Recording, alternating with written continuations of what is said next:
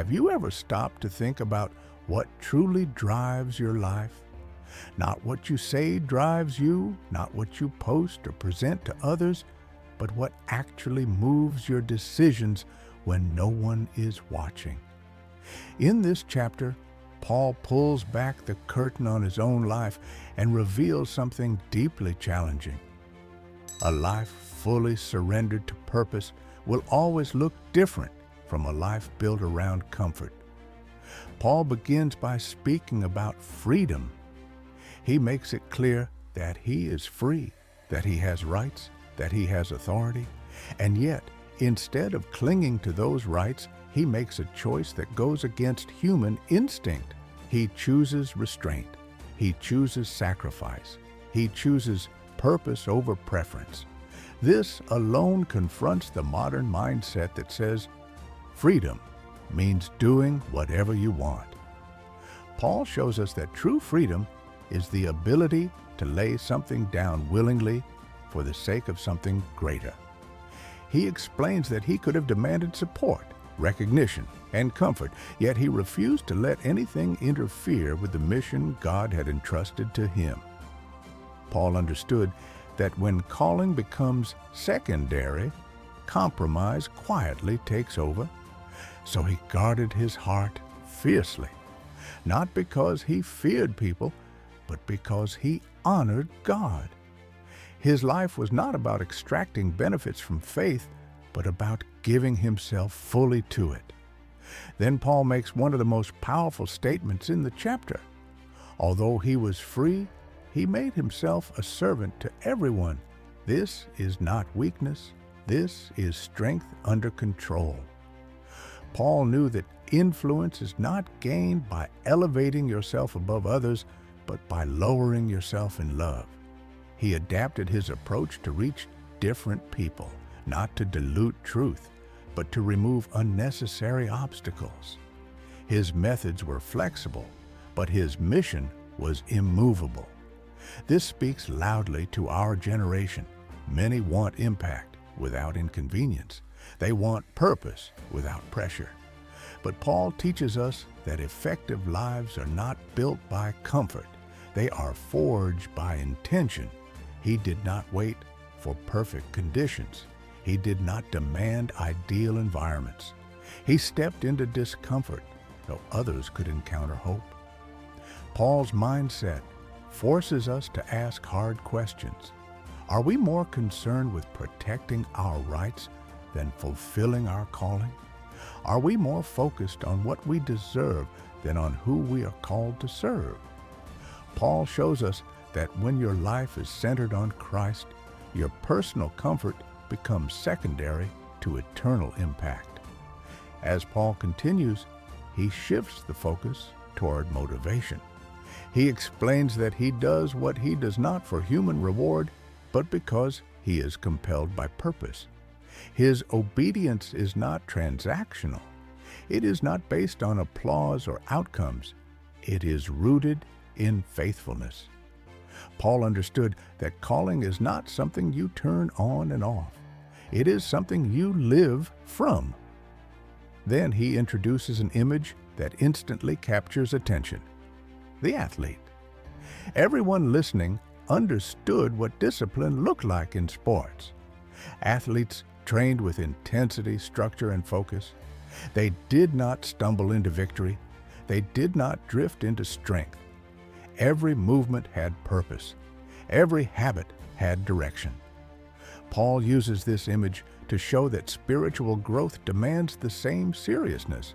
He reminds us that athletes deny themselves temporary pleasures for a reward that fades. They endure pain for crowns that eventually perish. And then he delivers the weight of the message. If people are willing to discipline themselves so intensely for temporary rewards, how much more should believers live with discipline when the reward is eternal? Paul is not speaking about legalism. He is speaking about intentional living. He is reminding us that faith without direction becomes fragile. Belief without discipline becomes shallow. Passion without consistency burns out quickly. The Christian life is not a sprint of emotion. It is a race of endurance. Paul says he does not run aimlessly. This one sentence exposes so much. Aimless living is exhausting, busy but directionless, active but unfulfilled. Many people run hard, yet have no clear destination. Paul refuses that kind of life. He knows why he runs. He knows what he is pursuing. His days are aligned with his calling. He also says he does not fight like someone beating the air. His energy is not wasted. His focus is not scattered. His effort is intentional. This challenges us to examine where our energy goes. Are we fighting battles that matter or exhausting ourselves on distractions? Are we investing our strength in things that last or scattering it on what fades?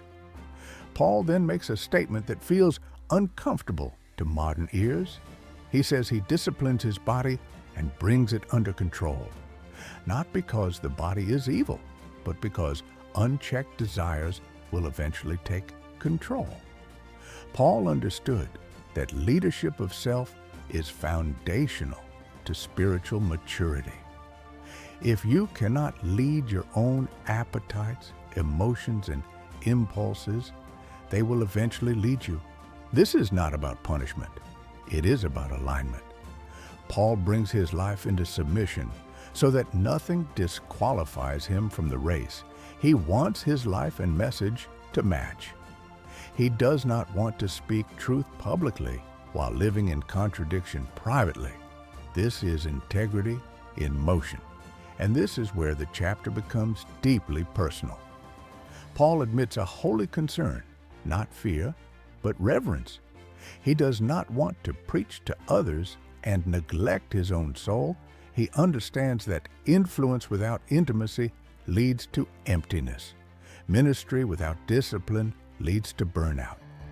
Calling without character eventually collapses. Paul's life was not driven by fear of failure, but by love for God. He knew the prize was not approval, not recognition, not success by human standards. The prize was faithfulness. The prize was finishing well. The prize was a life poured out fully for what matters most. As this chapter continues to echo in our hearts, it forces us to slow down and evaluate the direction of our own lives. Paul's words are not meant to impress us. They are meant to confront us. He is not inviting admiration. He is inviting imitation.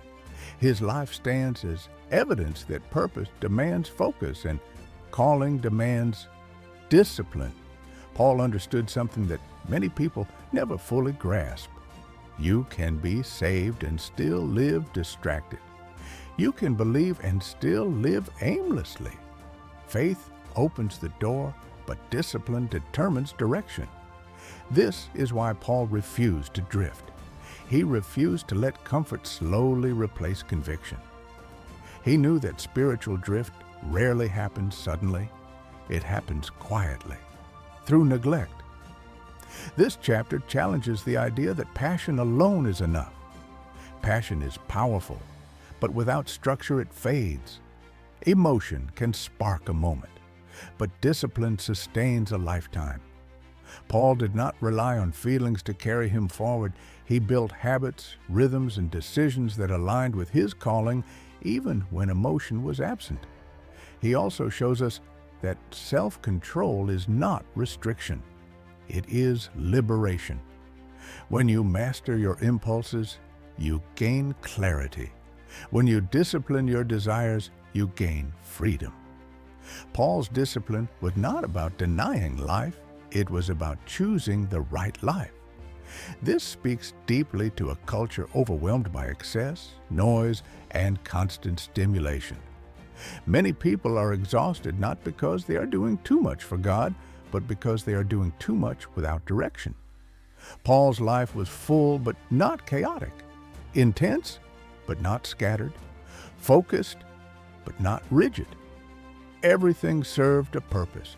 Paul reminds us that the Christian life is not about comparison, it is about calling. He did not measure himself against others. He measured himself against obedience. He did not ask if others approved. He asked if God was honored. This kind of life brings clarity and peace, even in sacrifice.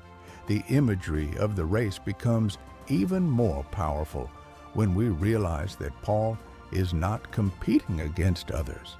He is competing against distraction, complacency, and compromise. The race is not about beating people, it is about finishing faithful. This changes how we see discipline.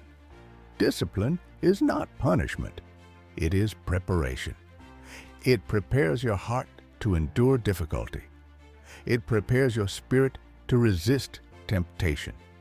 It prepares your mind to stay focused when life becomes heavy. Paul trained his life so that when pressure came, he would not collapse. The chapter also teaches us that growth requires intentional surrender. Paul surrendered comfort, he surrendered convenience, he surrendered control, and in exchange, he gained clarity, purpose, and eternal impact. What we surrender to God is never wasted. It is transformed. Paul's concern about being disqualified is not about losing salvation, but about losing effectiveness. He wanted his life to count. He wanted his obedience to be genuine. He wanted his private life to support his public message. This is a call to authenticity in a world full of performance. The message of this chapter presses us to ask honest questions. What are we running toward? What are we training for? What habits are shaping our future? Are we intentional, or are we simply reacting to life? Paul shows us that spiritual maturity is not accidental. It is built through daily choices, small decisions, quiet obedience, consistent alignment.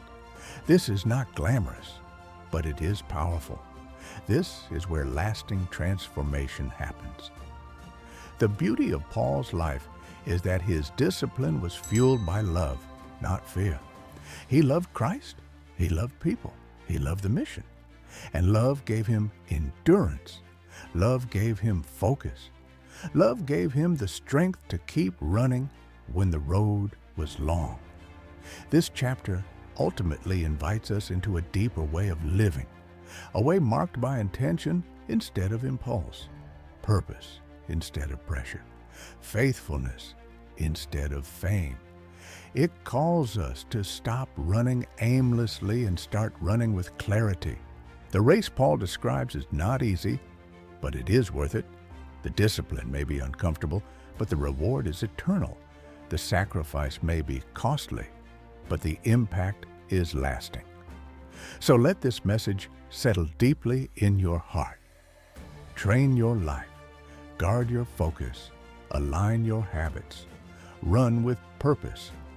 And when you reach the end of your race, may it be said that your life was not merely lived, it was fully poured out for what truly matters.